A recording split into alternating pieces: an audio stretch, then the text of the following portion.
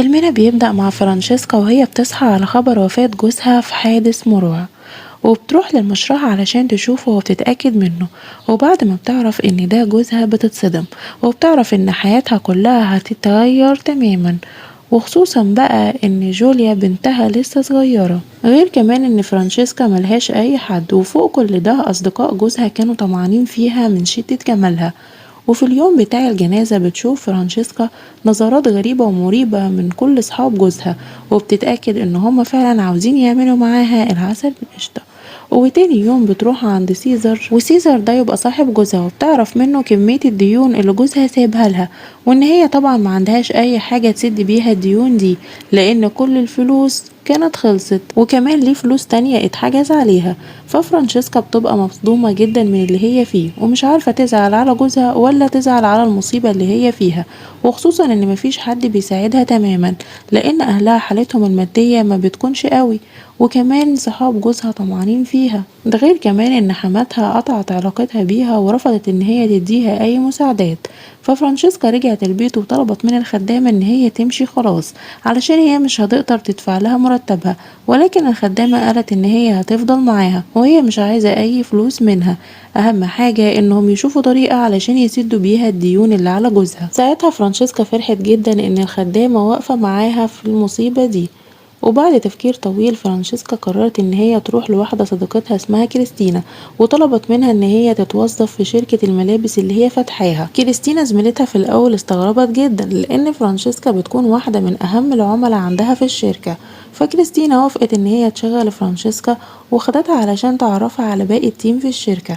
فرانشيسكا ما كانتش محرجة من شغلها الجديد، كان اهم حاجة عندها ان هي بس تلاقي طريقة تقف بيها على رجليها من تاني وتحمي بنتها. وفي يوم من الايام الصبح وهي رايحة الشغل، لقت اتنين صحابها عمالين يتنمروا عليها ويتريقوا عليها وعلى مستواها اللي بقى متدني جدا، وقالوا لها احنا ما نتشرفش ان انتي تبقي صاحبتنا. لكن بعد اهانات كتير سابوها ومشيوا، لكن هي برضو بتكمل في شغلها ومش فارق معاها اي حاجة من اللي هم قالوها. وفي نفس اليوم ده بيجي واحد من اصدقاء جوزها. في الاول خالص فرانشيسكا كانت بتكلمه كويس جدا، لكن لما بدأ يقرب منها ويحاول ان هو يتحرش بيها راحت ضرباه بالقلم.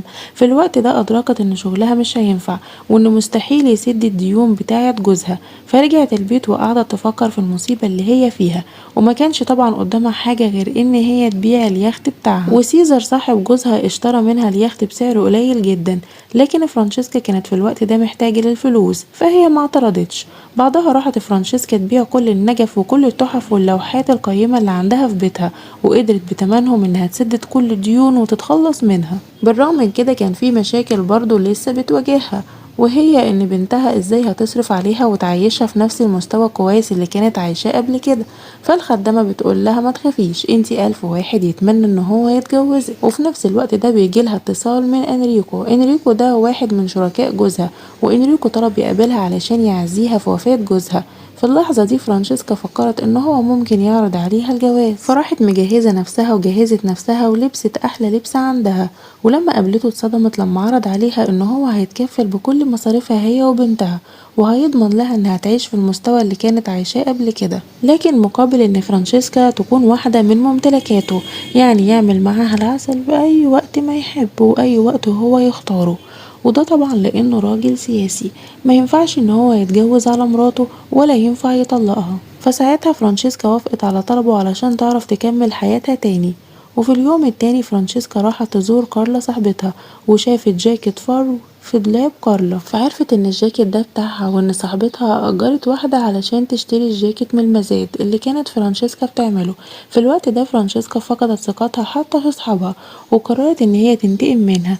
وبالليل ساندرو جوز كارلا كان جاي على فرانشيسكا في البيت، فشافها في ملابس النوم، كان شغلها مغري جدا، فاعترف لها بحبه.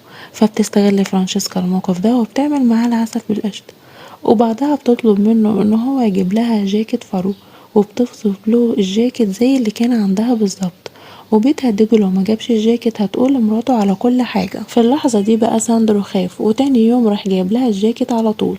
وفعلا فرانشيسكا خدت الجاكيت وباعته لتاجر بمبلغ كبير جدا، وراحت واخدة الفلوس ودفعت بيها مصاريف بنتها، وكمان دفعت ايجار البيت الجديد لمدة سنة. وباقي الفلوس اشترت بيهم عربية 128. في الوقت ده كارلا عرفت ان جوزها اشترى جاكيت بمبلغ كبير جدا وكان شاريه بالتقسيط ولسه بيدفع تمنه لغاية دلوقتي، فراحت لفرانشيسكا وطلبت منها ان هي ترجع لها حقه. ففرانشيسكا ردت عليها بانها صرفت كل الفلوس وخلصت عليها. الرد ده عصب كارلا جدا، فبدأت ان هي تتخانق معاها. بعدها بقى فرانشيسكا اتأكدت ان هي فعلا وسط غابة من الاغنياء، وان وفاة جوزها ده خلاها تبقى فريسة لرجال الاعمال اللي كانوا عايزين يدفعوا اي حاجة في مقابل بس ان هما يشوفوها او يعملوا معاها العسل اللي انتوا فاهمينه. فكرت بقى في خطة تخليها ما ترتبطش بولا واحد من دول، بس يتخلص على فلوسهم وتاخد كل فلوسهم.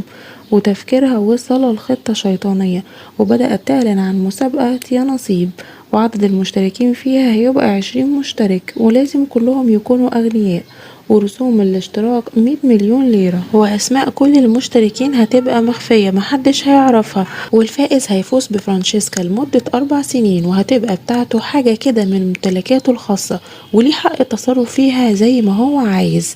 أخبار المسابقة كلها انتشرت بشكل كبير جدا، والكل بقى عارف ومتابع. ولما حماتها عرفت وجت علشان تزعق لها، ساعتها بقى فرانشيسكا فكرتها باليوم اللي طلبت منها المساعدة، لكن هي رفضت وقالت لها انتي يلا ملكيش اي حق تعترضي عندي، ويلا مع السلامة. ويلا التذاكر بتاعة المسابقة خلاص اتباعت وفي وقت قياسي جدا، وكل اللي اشتروها كانوا أصدقاء جوز فرانشيسكا، وفي منهم واحد يبقى جوز أعز صاحبتها. وفي الوقت ده صاحبتها جت لفرانشيسكا واتخانقت معاها وأنهوا علاقتهم ببعض. وبيمر الوقت وبتكون فرانشيسكا سايقة عربيتها، لكن فجأة بتخبط في واحد بيكون اسمه أنطونيو، وفي اللحظة دي حياتها اتغيرت تماما. على الرغم من ان أنطونيو كان فقير جدا، لكن فرانشيسكا وقعت في غرامه وحست ان ده أول واحد ما يبقاش طمعان فيها. حتى كمان جوليا بنتها كانت حباه وبتتكلم معاه وتعلقت بيه جدا. وفرانشيسكا خافت ان أنطونيو يعرف اي حاجة عن المسابقة ويسيبها، لكنها بتكتشف في الاخر ان هو كمان طلع نصاب، وان هو كان مخطط لكل ده علشان ياخد كل الفلوس اللي هتكسبها فرانشيسكا من المسابقة.